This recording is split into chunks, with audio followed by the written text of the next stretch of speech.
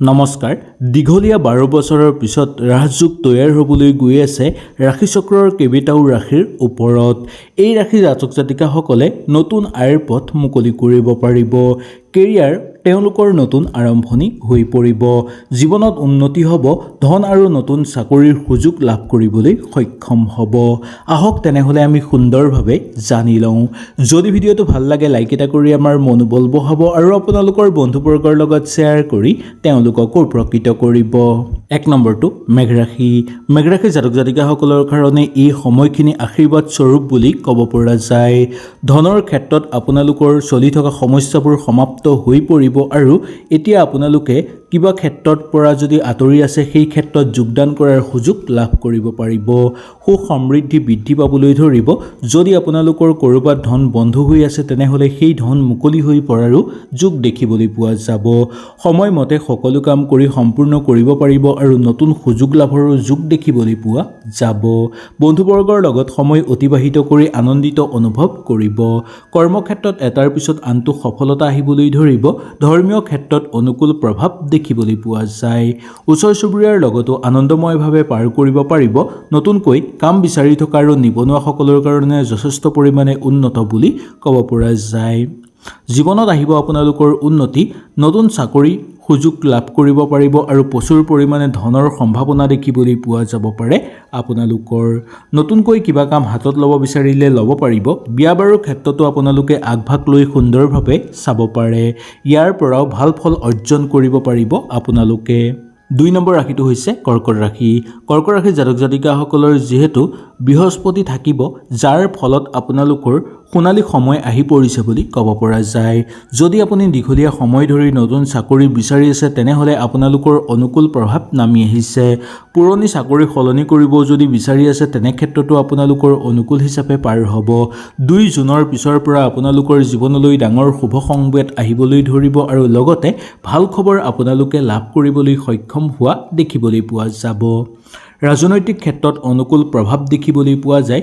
কিবা কাম ৰৈ যদি আছে সেই কামো আপোনালোকে সুচাৰুভাৱে কৰি সম্পূৰ্ণ কৰিব পৰা দেখিবলৈ পোৱা যায়।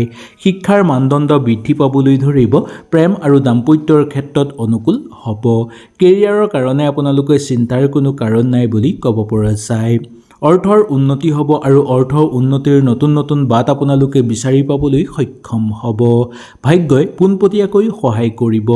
এই সময়খিনিত সুন্দৰভাৱে কাম আপোনালোকে আৰম্ভ কৰিব পাৰিব আৰু সেই কাম সম্পূৰ্ণও কৰিব পাৰিব।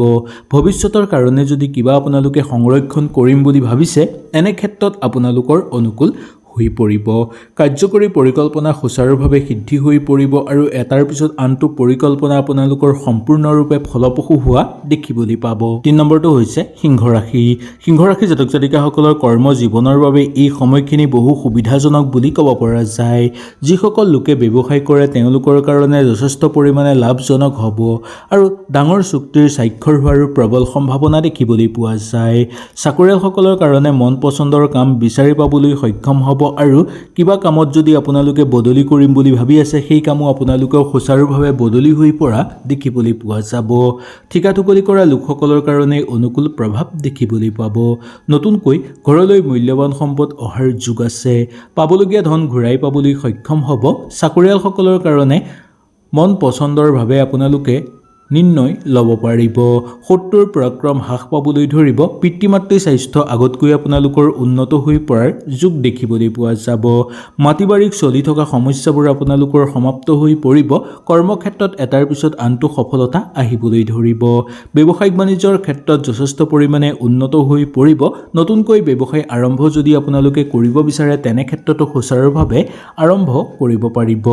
মামলা মোকদ্দমাৰ লগত জড়িত হৈ থকা লোকসকলৰ জয়ৰ সম্ভাৱনা দেখিবলৈ পোৱা যাব। শিল্পী সাংস্কৃতিক জগতৰ লগত জড়িত লোকসকলৰ সামাজিক ক্ষেত্ৰত মান সন্মান বৃদ্ধি পাবলৈ ধৰিব। 4 নম্বৰটো তুলা ৰাশি। তুলা ৰাশিৰ জাতক জাতিকাসকলৰ কাৰণে উন্নতিৰ নতুন পথ মুকলি হৈ পৰিব বা উন্নতিৰ নতুন দুৱাৰ মুকলি হৈ পৰিব।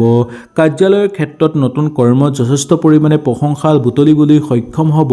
আপুনি নতুন আৰু ডাঙৰ দায়িত্ব লাভ কৰিবলৈ সক্ষম হ'ব। আপোনাৰ আত্মবিশ্বাস বৃদ্ধি পাবলৈ ধৰিব। দীৰ্ঘদিন ধৰি ৰৈ থকা কাম আপোনালোকৰ সম্পূৰ্ণভাৱে হৈ পৰিব আৰু কিবা কাম আপোনালোকে নতুনকৈ হাতত ল'ব বিচাৰিলেও সেই কামো সুচাৰুভাৱে হৈ পৰা দেখিবলৈ পোৱা যাব।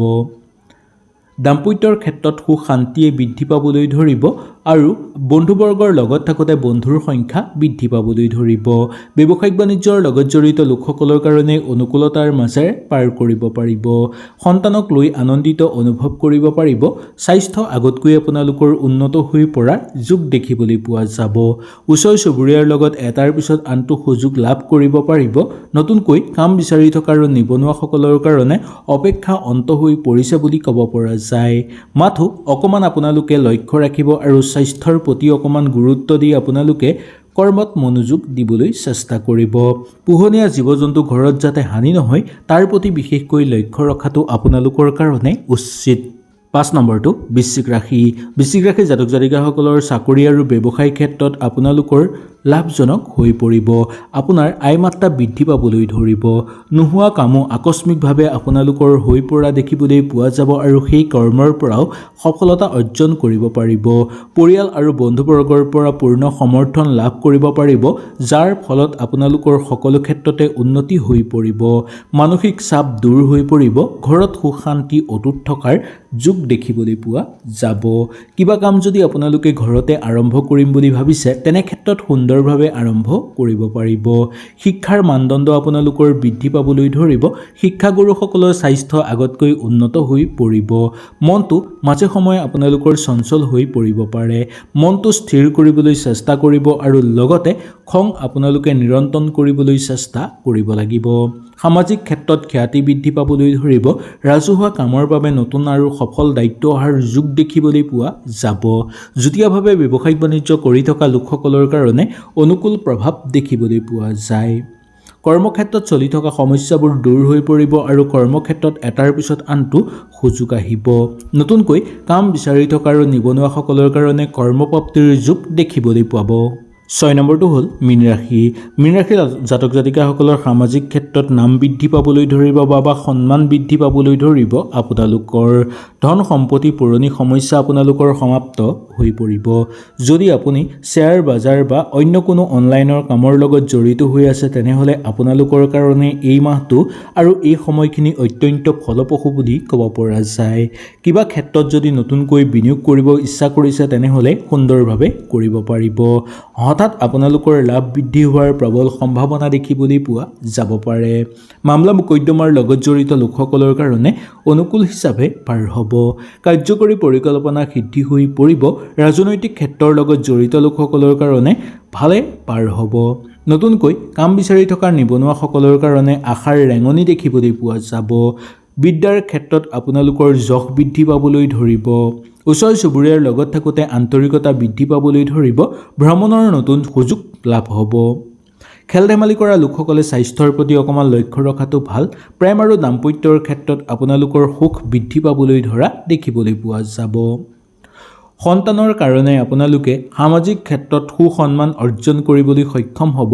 ব্যৱসায়িক বাণিজ্যৰ লগত জড়িত লোকসকলৰ কাৰণে ব্যৱসায়িক ক্ষেত্ৰত অনুকূল হ'ব আৰু ব্যৱসায়ত বিনিয়োগ কৰিব বিচাৰিলেও আপোনালোকে নিঃসন্দেহে বিনিয়োগ কৰিব পাৰিব। মনটো আপোনালোকৰ আশাবাদী হৈ পৰিব।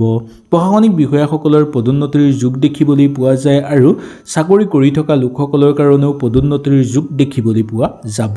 হয়তো এই ভিডিঅ'টোৰ যোগেদি আপোনালোকে সুন্দৰভাৱে বুজি পালে। যদি কিবা অসুবিধা পালে নিশ্চয় মোক তলত কমেণ্ট কৰি জনাব। তেনেহ'লে আজিলৈ আপোনালোকৰ ওচৰৰ পৰা বিদায় লৈছোঁ। কালিলৈ পুনৰ আপোনালোকক লগ পোৱাৰ প্ৰতিশ্ৰুতিৰে আজিলৈ নমস্কাৰ।